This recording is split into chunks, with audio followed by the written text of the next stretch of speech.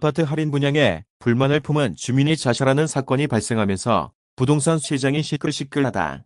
제값을 내고 아파트에 입주한 주민들은 하루아침에 손해를 보게 됐다며 불만이지만 건설사들은 미분양을 줄이려면 어쩔 수 없다고 항변한다. 이참에 건설사 할인 분양 관행을 깨야 한다는 비판의 목소리가 크다. 지난 6월 중순 인천 중구 영종하늘도시 H아파트 앞에선 할인 분양에 반대하는 아파트 주민 30여 명이 시위를 했다. 그러던 중 갑자기 영종하늘도시 총연합회 회장 정모 씨가 몸에 휘발유를 끼얹고 라이터를 켰다. 정 씨 몸에 불이 붙었고 부랴부랴 병원으로 옮겨졌지만 5일 만에 숨졌다. H아파트 시공사가 분양가보다 22에서 30% 낮춰 할인 분양을 하면서부터 문제가 불거졌다.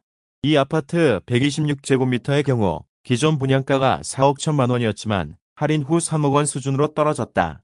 기존 분양가를 내고 입주한 주민들은 무려 1억 원 이상 손해를 보는 셈이다. 2012년 입주한 이 아파트는 1365가구 중 1000여 가구가 미분양으로 남아있다. 법적으로 할인 분양 막을 방법은 없어. 건설사 합리적 분양가 책정 유도야. 건설사 할인 분양은 어제 오늘 일은 아니다.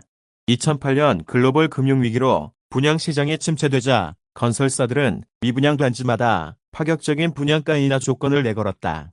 심지어 일부 대형 평형의 경우 밤값에 파는 경우도 흔했다. 2011년 서울 강동구 고덕동의 한 아파트는 214제곱미터 분양가를 최고 8억 원까지 할인해주기도 했다. 할인율만 40%를 넘었다.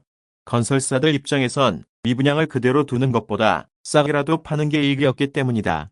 그 결과 기존 입주민과 건설사 간 갈등은 끊이질 않았다.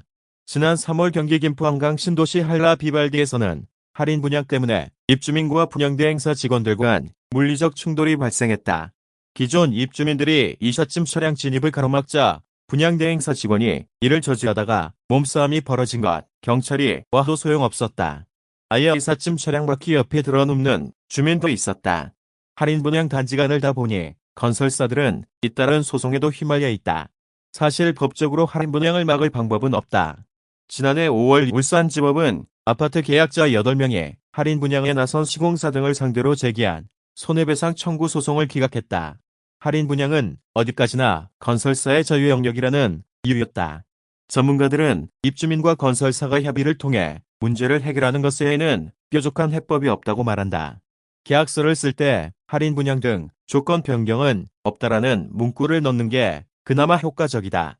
건설사들이 애초에 분양가를 합리적으로 책정하도록 유도하는 것도 필요하다. 그동안 건설사들이 주변 시세보다 높게 분양가를 책정했다가 미분양이 나면 슬그머니 깎아주는 관행을 이어온 것이 이번 사태의 주요한 요인 중 하나이기 때문이다. 양재모 한양사이버대 부동산학과 교수는 정부, 지자체가 조정위원회를 만들어 건설사가 할인 분양을 하더라도 이익을 보는 경우 일정 금액을 기존 입주자에게 반환하도록 해야 한다. 합리적인 분양가 검증 시스템도 필요하다고 말했다.